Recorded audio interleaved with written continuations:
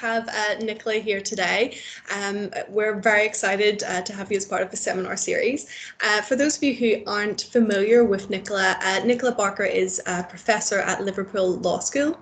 Her research takes a feminist approach to the broad areas of constitutional and family law. And her past publications include the Hart SLSA prize-winning monograph, Not the Marrying Kind, A Feminist Critique of Same-Sex Marriage, which was published by Palgrave in 2013. Professor Barker was awarded a British Academy Mid-Career Fellowship in 2018 to 19 to undertake a feminist critique of the Human Rights Act. And this is the research that she will be talking about with us today in her presentation, Gender Auditing the Human Rights Act. So I'll hand the floor over to you, Nicola, and then at the end of your presentation, we'll have opportunity for some discussion and Q&A. Thank you very much, and thank you for inviting me to speak. I really appreciate your time and interest in my work.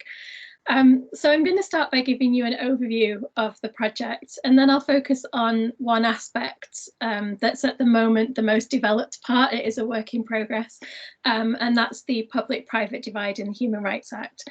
So often when people talk about the public-private divide in this Act, they're talking about the definition of public authority in Section 6 and the limitations of the Act in relation to hybrid bodies as exemplified in cases like YL, or the limited horizontal effect of the Act in cases like McDonald and McDonald.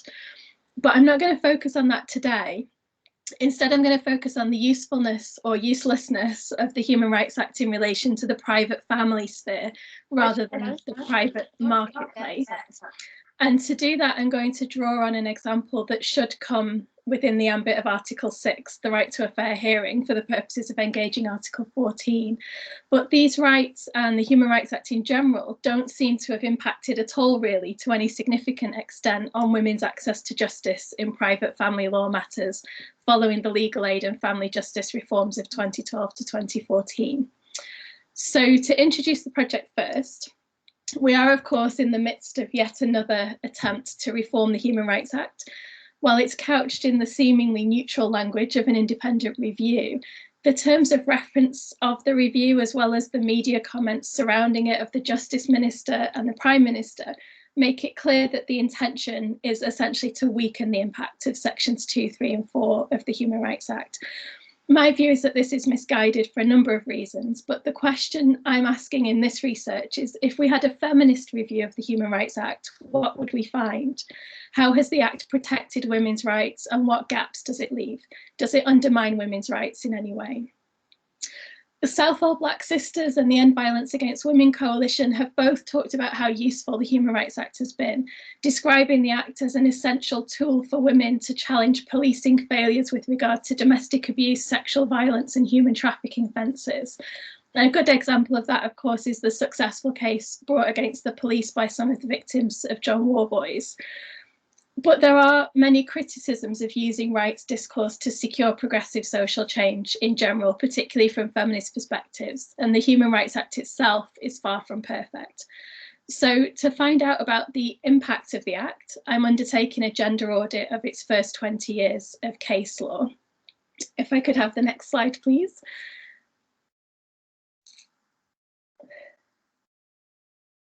Oh, no, it's not moved ahead on my screen. Has the slide moved ahead for anyone else? Yeah, it was moved ahead. Oh, okay. For some reason it hasn't moved ahead for me. Okay, so it's very much still a work in progress, as I said, but this is what the overall data pattern looks like. So in the top line on the graph, you can see how the total number of cases mentioning the Human Rights Act has varied slightly across the first 20 years of the Act. Obviously, in the year 2000, we would expect to see far fewer cases than other years because the Act only came into force in October of that year, though there were some mentions of the Act in cases before it was in force, as you might expect, where judges and advocates are anticipating its implementation. And in 2020, the numbers only represent the months up to August, which is when the case search was done. So that's only a partial year, which is why we see an apparent drop-off in cases there. But as we might expect, we saw an initial boom in Human Rights Act cases in its first few years, with quite a sharp drop-off around 2006-07, before the cases then become relatively stable around the 400 cases per year mark between 2009 and 2019, with the exception of a small peak in 2014 to 15 and then a slight drop in the last few years. The bottom line represents cases that are substantially about gender. So you can see this is a relatively low number of cases compared to the total cases each year. And they have been relatively stable in numbers around the high teens to low 20s, with the exception of a dip and a peak that appear to match the dip and the peak in the overall cases.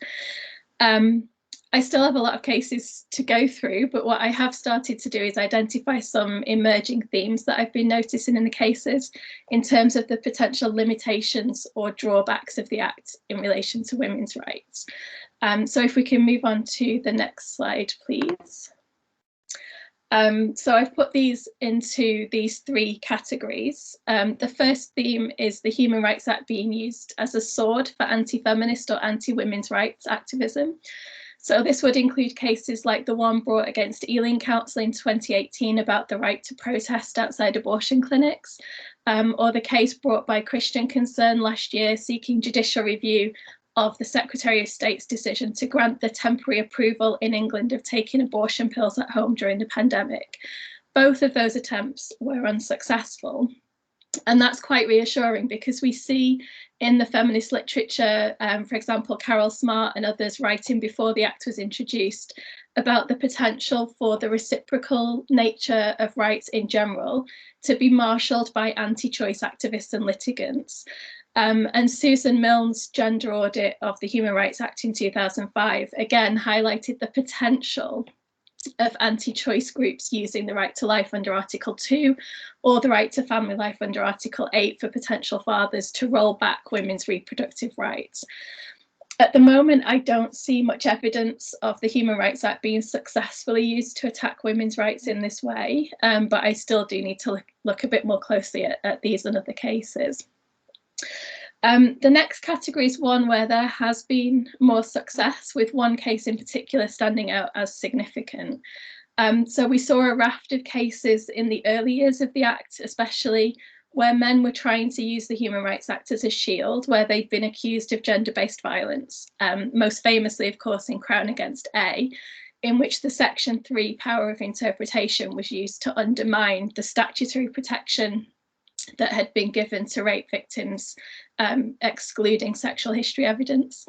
So the case of Crown Against A is significant not only for its gender implications, but also as an early case indicating the judicial approach to their new powers under Section 3. And it was also recently highlighted by the Justice Minister when he was introducing the independent review of the Human Rights Act as an example of the courts using the Act to, quote, in effect, rewrite Acts of Parliament. So Robert Buckland claimed that in this case, the Human Rights Act was used essentially to strike down the rape shield. The problem that the House of Lords identified in Crown Against A was with the blanket exclusion in Section 41 of the Youth Justice and Criminal Evidence Act 1999 of prior sexual history between the complainant and the defendant, subject to some narrow specific categories.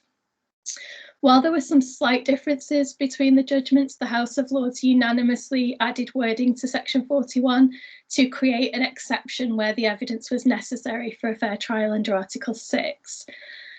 But the question that I'm asking is, could this case have been decided differently at the time? So in other words, was the problem in this case the provisions or the structure of the Human Rights Act as such, or was it the biases and assumptions of an all-male judiciary that meant that they simply came to the wrong conclusion?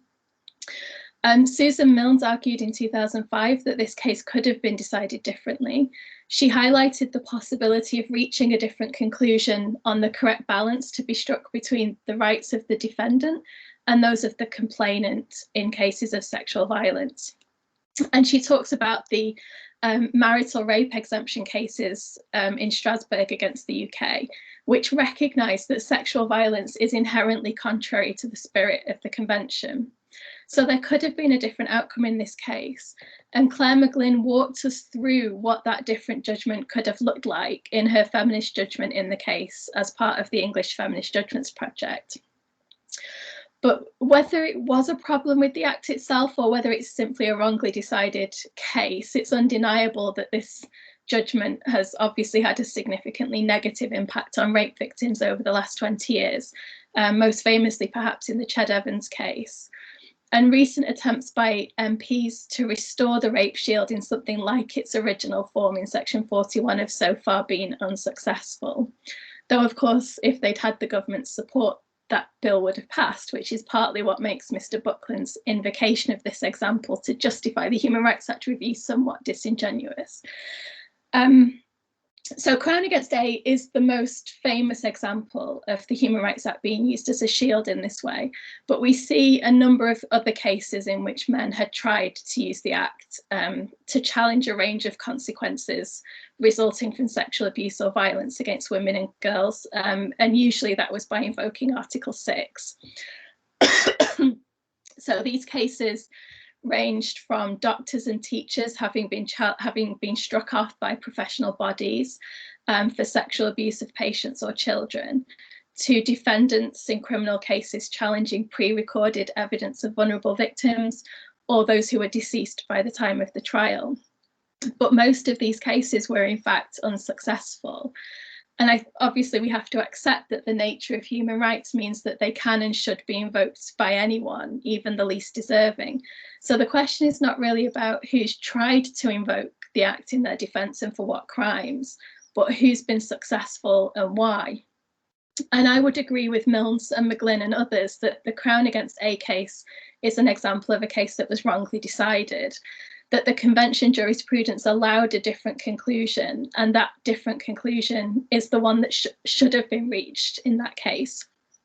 But that it wasn't was not so much of a problem with either the scope of the provisions in the convention or the structure of the Human Rights Act itself.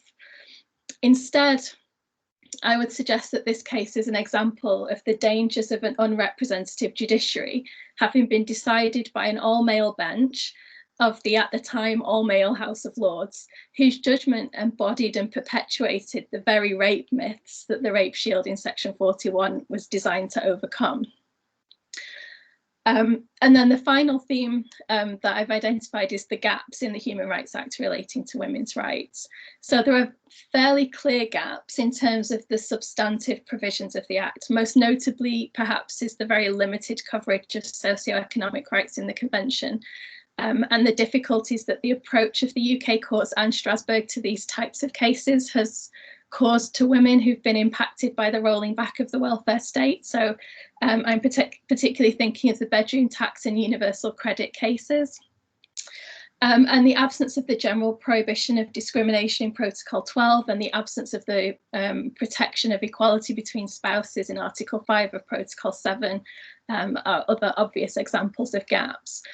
But the one that I want to focus on today is how useless, to put it bluntly, the Human Rights Act has been in the context of the privatisation of family justice, which has intensified over the last 9 years since the Legal Aid Sentencing and Punishment of Offenders Act 2012, or LASPO, as it's known.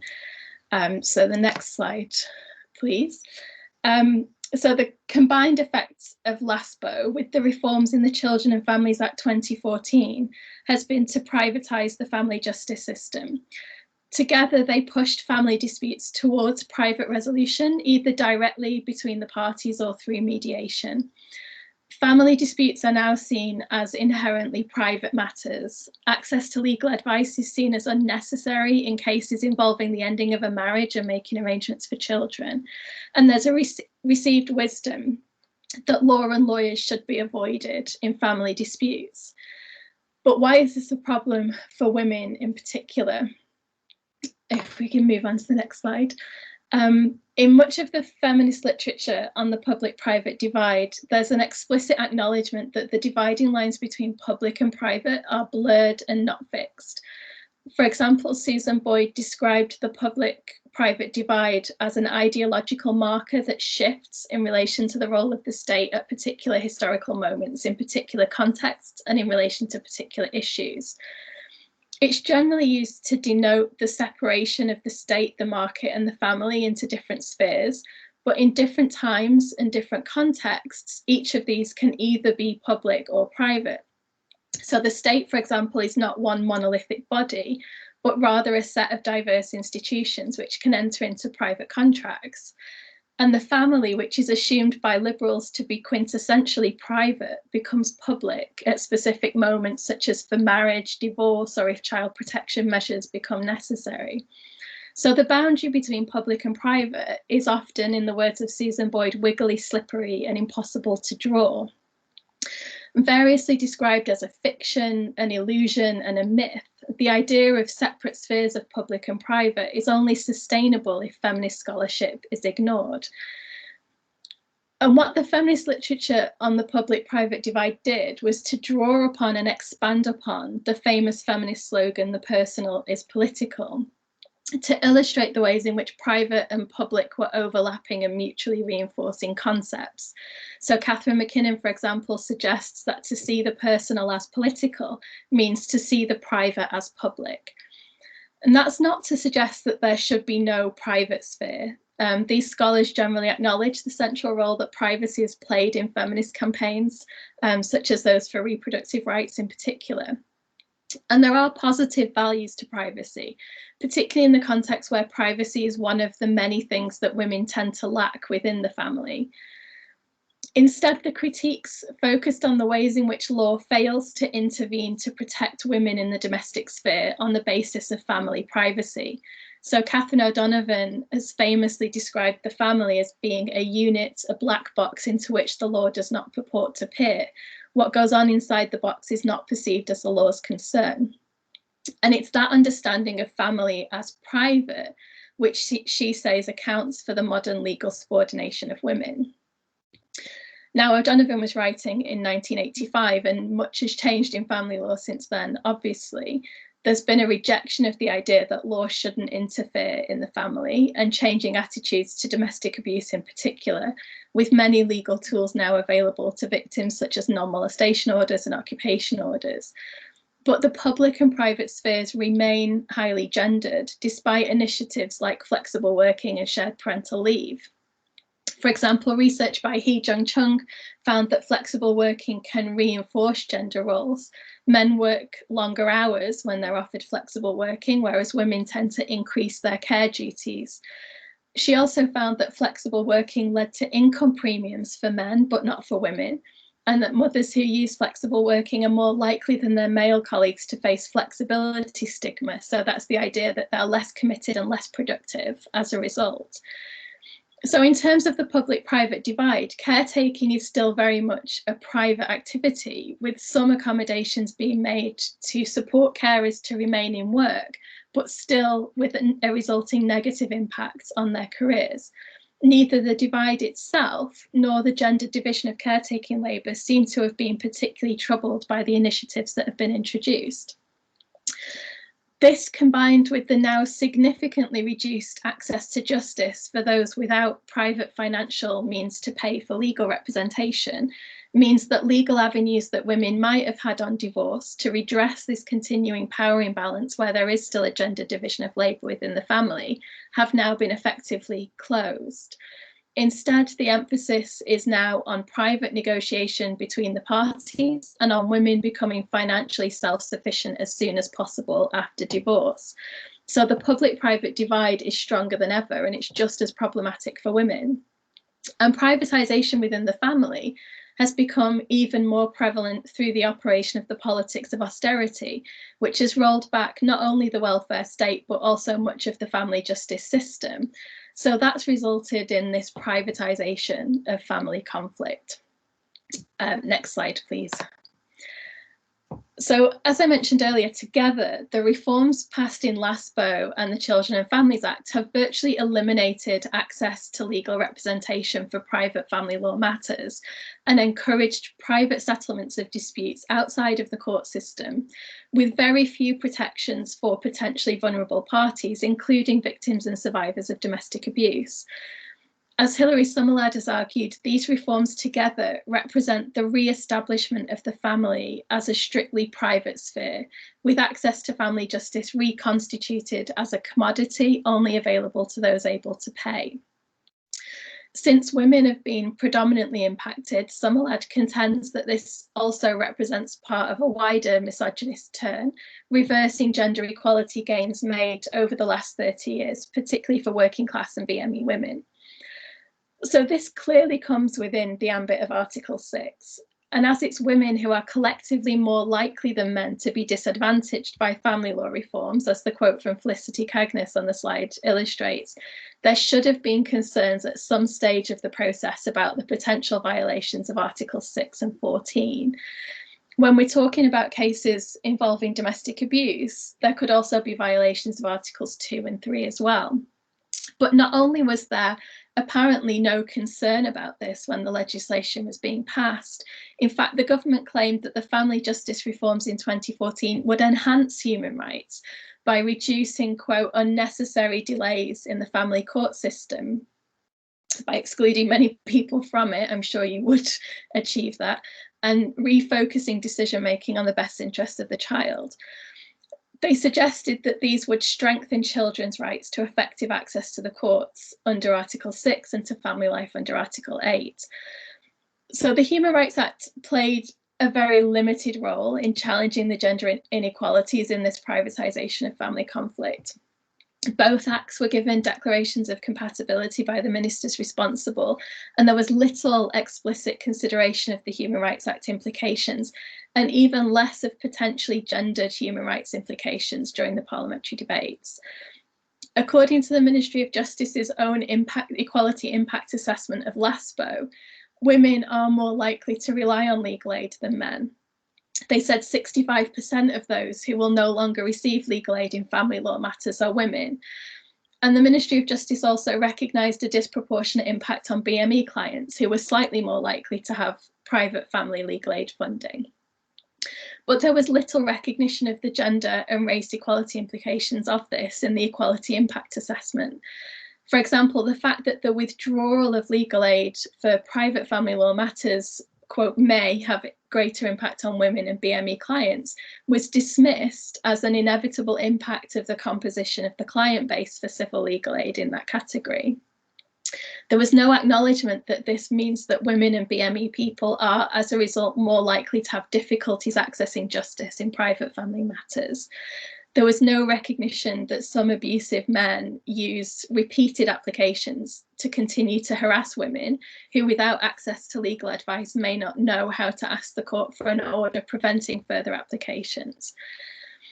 And they also said that any potential human rights violation was considered to be justified as a proportionate means of achieving the legitimate aims. And the aims they were talking about were controlling public expenditure, redressing the balance between the state and individual responsibility for resolving disputes. So they very much are seeing family disputes as an individual responsibility rather than a state responsibility, and focusing limited legal aid resources elsewhere.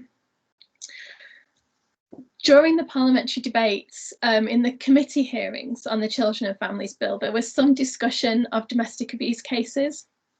And Lisa Nandy raised the issue of unreported domestic violence and the likelihood that one party might seek further mediation in order to perpetuate abuse. But the gender equality implications of these reforms were still not really explicitly discussed in the committee.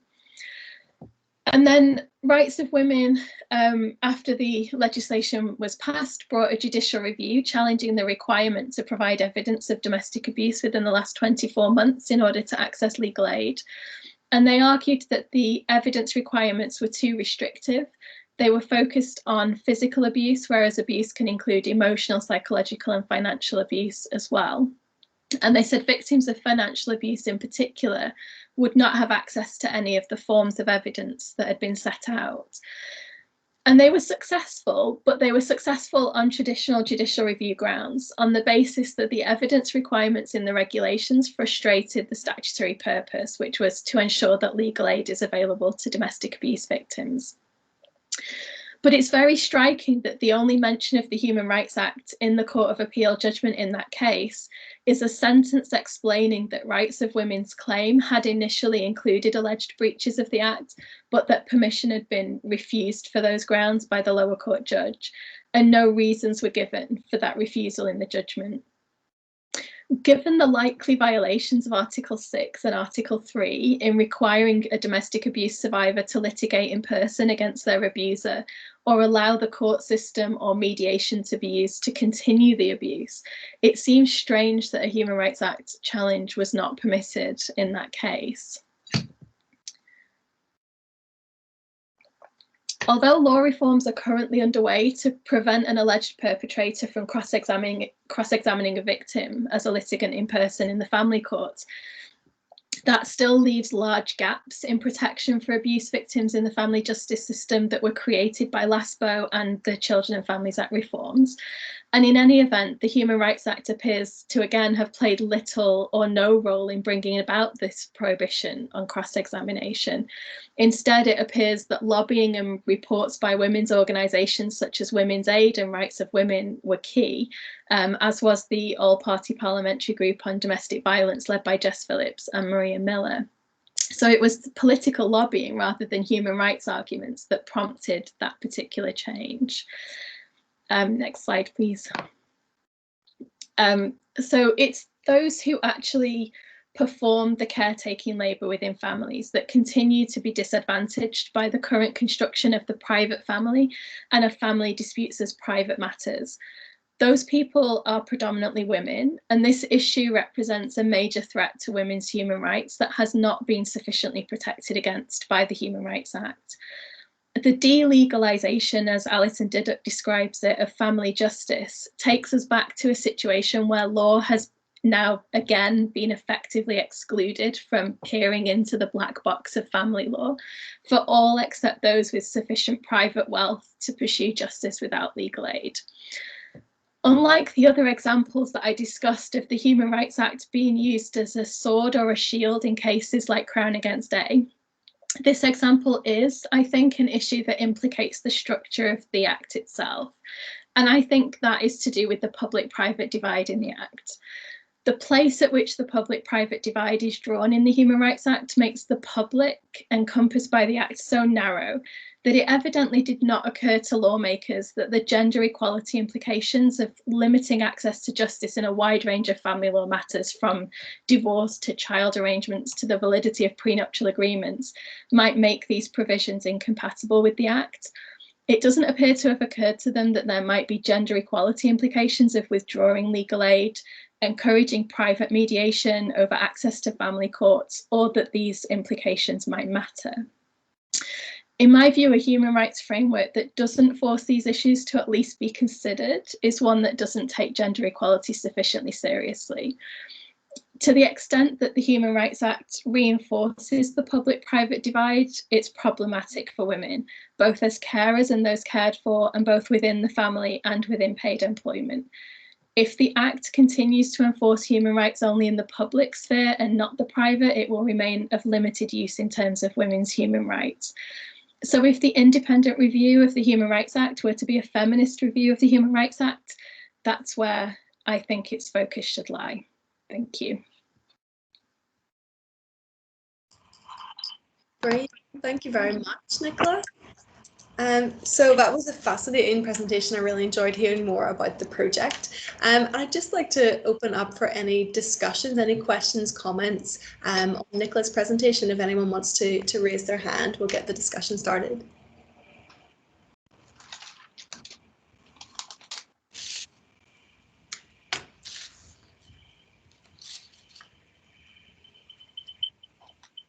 So I see Rachel has her hand there. Rachel, do you want to come in?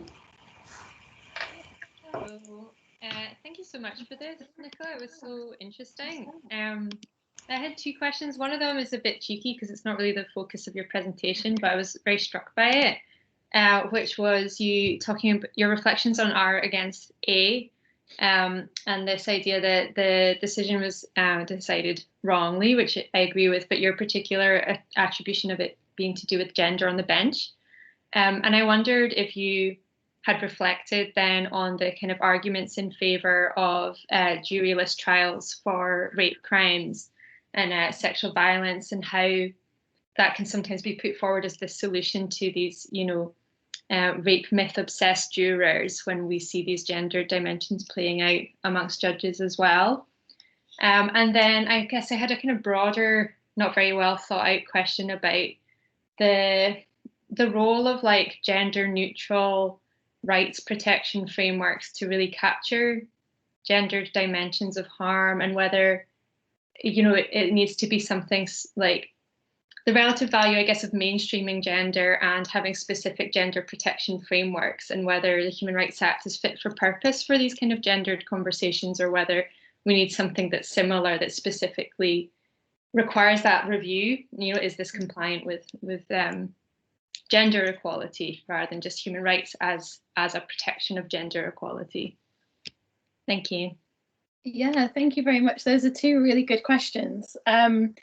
The first one, I really don't know enough about to answer that, but I mean, I'd be inclined to agree with what I think you were suggesting, which is that I'm not really sure that judges are more immune to rape myths than jurors would be, to be honest. I mean, hopefully they've had training. I know the CPS was supposed to be engaging in training recently, weren't they? And I suspect there's some judicial training on that. But yeah, I mean, I'm not really convinced that juryless trials are the way to go, but I would have to defer that to people who know more about that specific issue than I do.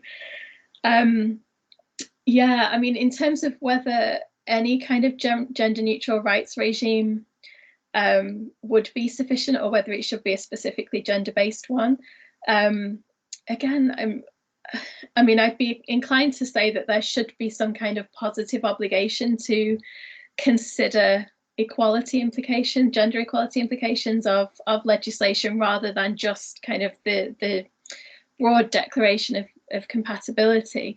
But looking at the way that the government produces these equality impact assessments, and I mean, it was terrible. The ones for LASPO and the Children and Families Act were absolutely useless. They were basically saying, yes, we recognise that this is primarily going to affect women, but that's just a natural, inevitable result of the fact that women are most of the legal aid clients in these cases. As though that answered the question, and it doesn't answer the question.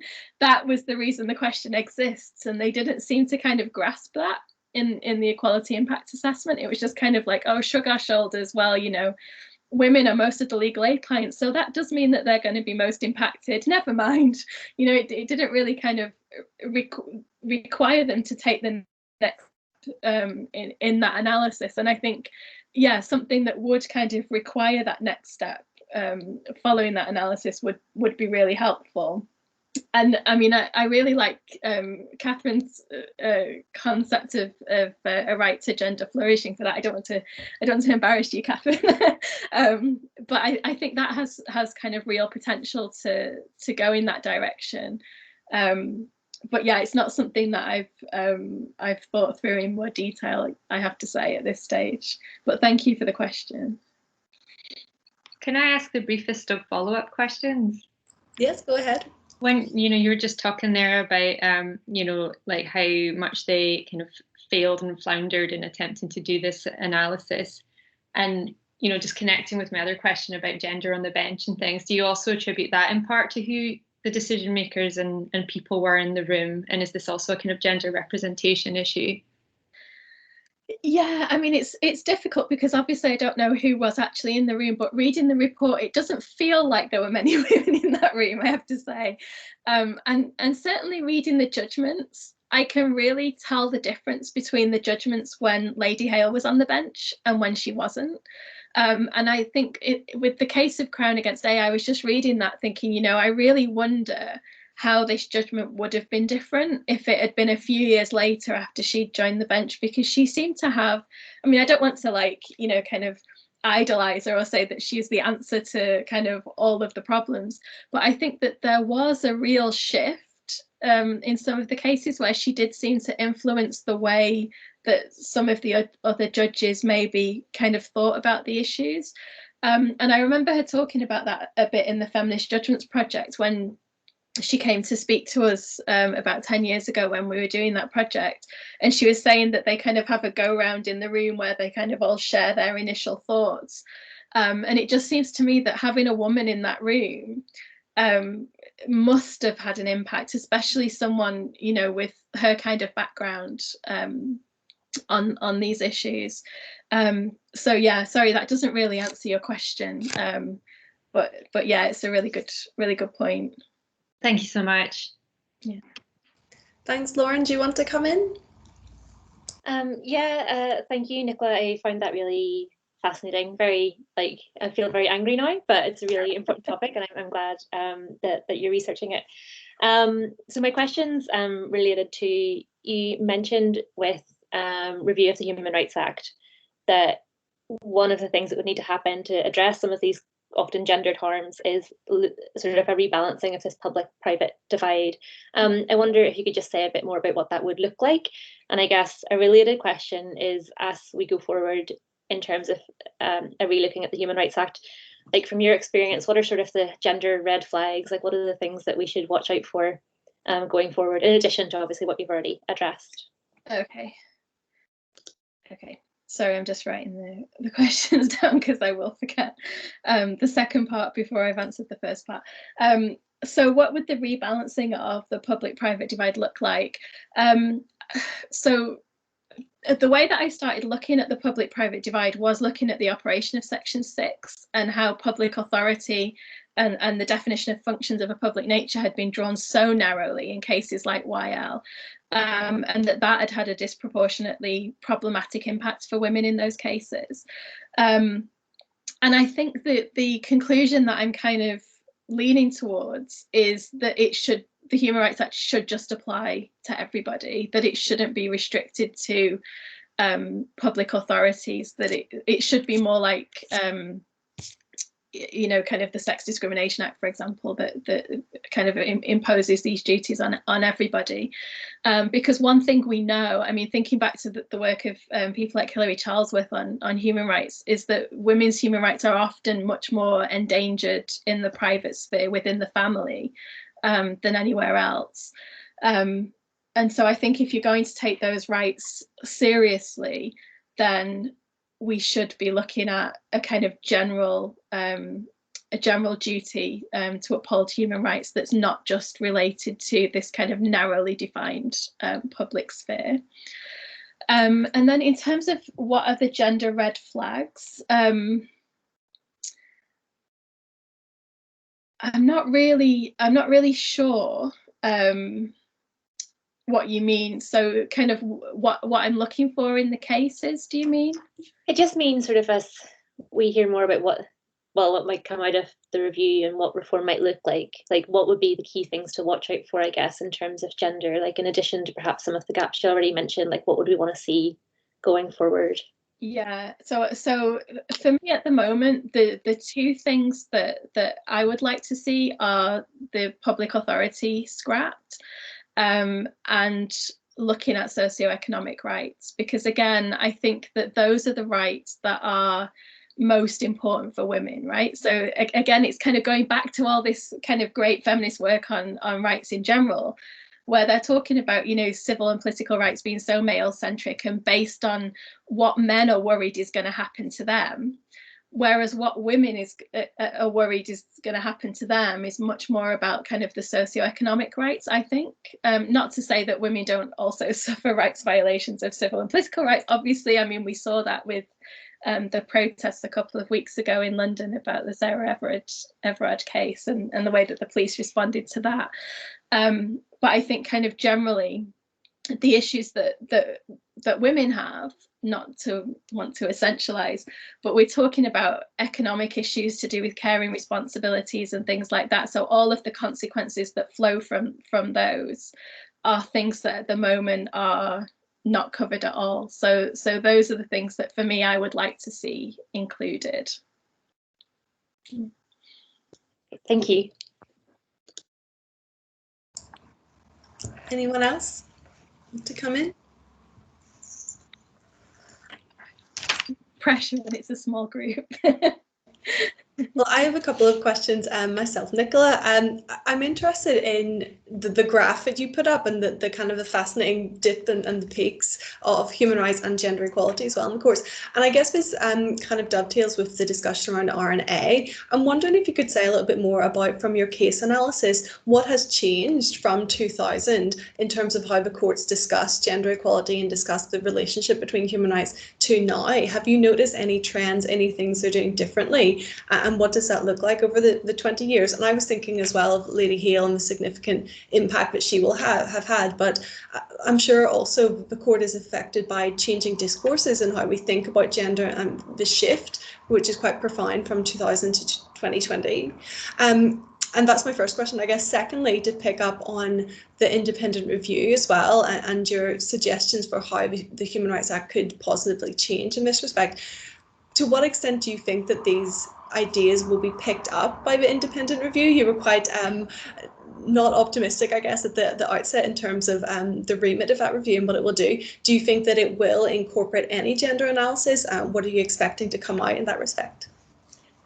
Okay, so I'll answer the second question first. I don't think, I mean, I have no optimism whatsoever that any of these things will be picked up by the independent review, because I don't know if you've seen the terms of reference, but they're drawn so narrowly, and they're basically saying we're only interested in hearing things about sections 2, 3 and 4, and we're really not interested in anything else. But the Joint Committee on Human Rights has an investigation into the independent review. And they seemed much more open to hearing about other things. So their first question was something about to what extent has the Human Rights Act helped different groups of people to access their human rights. So I did put in a response to that, and I basically said the independent review is asking the wrong question. And they should be asking about section 6, not, you know, as far as I can see, I mean, at the moment, I don't see any problem whatsoever with sections 2, 3 and 4. I have to say, I think they work quite well in the way that the balance has been struck, the way that the Strasbourg jurisprudence has been taken into account. It's generally been really good. I really don't have many complaints about those sections, but I have quite a big complaint about section 6. And it's just unfortunate that they're choosing to ignore the one thing that I think is most significant for women. But I've put in a response to the Joint Committee on Human Rights, and I've no hope really that they'll listen, but at least it's there if they do choose to have a look. And I haven't seen what other people have responded, actually. Hopefully others will have responded along the same lines as well. And then in terms of how the court's discourse around human rights has changed over the last 20 years, I don't think I've read enough of the cases to be able to say definitively, because I've really been kind of dipping in and out of the cases. I haven't read them chronologically, so the short answer is I'm not really sure. But the longer answer is, I mean, I can talk a little bit about how the types of cases that were brought changed a little bit. So the cases that were brought by men who were trying to use the Human Rights Act as a shield to defend themselves were really bunched at the beginning quite significantly. And I guess that when those cases were repeatedly unsuccessful, that perhaps people stopped seeing that as kind of a line of defense, maybe, and so those cases really dropped off. So I think that kind of partially explains the kind of peak at the beginning, and then how they kind of dropped off after about 5 years or so. So I think perhaps kind of that more refined knowledge about what was going to be acceptable to the courts as human rights arguments and what wasn't, perhaps explained kind of that dip. But I haven't really noticed the judgments, because I just haven't read enough of the judgments kind of chronologically to kind of be able to tell, unfortunately. But that's a really good question, and I will look out for that now when I'm reading them. Thank you. I know, I think there's definitely something there. It'd be fascinating to hear more about it. Rachel, do you want to come in? Yeah, it's a question about strategy, I guess. You know, because we had a chat in the Human Rights Centre as well about engaging with this review, and you know, a couple of our colleagues led a response that was very much of the kind of cease and desist variety. You know, it was like you should not be considering any restriction or limitation or rollback of the Human Rights Act. It's crucial to the Northern Ireland peace process. You're not thinking. And we had this interesting conversation when we were kind of talking about drafting something, which was like, we don't want to include anything in it that suggests that a change is necessary, in case the government just says, look, all these people that said a change is necessary, without any nuance around what those changes were. Yeah. And I wondered about your kind of personal reflections on engaging with a government that you cannot trust to have noble intentions or whatever, and how we use human rights and how we engage with the powers that be when we're trying to bring about change in this particular moment and with this particular government, I guess. Yeah, that's a really good point. So I mean, I thought about that as well, because my position is absolutely that this independent review is, you know, aimed at reducing the effectiveness of the Human Rights Act. And there's no other reason why they're engaging it. It's not a good faith review of what's working and what's not working. They're trying to roll it back. And so my response to the independent review itself really focused on that. And I did, most of it was kind of Section 2 is great, it's working really well, it's producing this judicial dialogue, and it's allowed the UK courts to influence Strasbourg, and you know, and all that kind of stuff. But the other part to my thinking was, can I communicate to the government that if you do open up the Human Rights Act, you're also opening up a whole can of worms, and you might not be able to control what happens as a result of that. And so, and also I think that we have to have a strategy around how can we get women's interests kind of wedged into this. If the Human Rights Act does get opened up for reform, can we kind of find a way to make the reforms a bit broader and to make them better for women, to make the Act better for women? So that was kind of my thinking in raising these things. But yeah, it's a risky strategy, because it's not a good faith process to begin with, is it? So it's difficult to kind of engage, and you don't want your words to be kind of twisted to mean in any way, shape or form that you think that this is a good idea, this review is a good idea. Yeah, thank you. Any other questions or comments?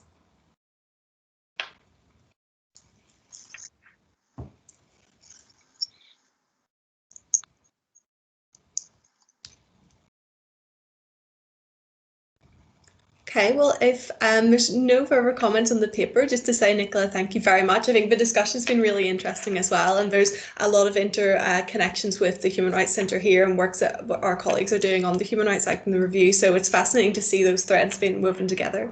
Very much looking forward to hearing more about the project and reading the book, which I understand is forthcoming from it. Forthcoming, but not immediately. Still a way to go, but yeah, eventually. Yeah. Great. Well, thank you so much, Nicola. We'll give you a virtual round of applause, and thank you everyone for your engagement. We'll have some, I understand, more seminar series coming up this year. So for the staff and visitors, keep an eye on our social media for those. And just happy afternoon, everyone. Hope you enjoy the sunshine. Thank you. Thank you, Nicola. Thanks, Nicola. Bye. Bye. Thanks so much, everyone.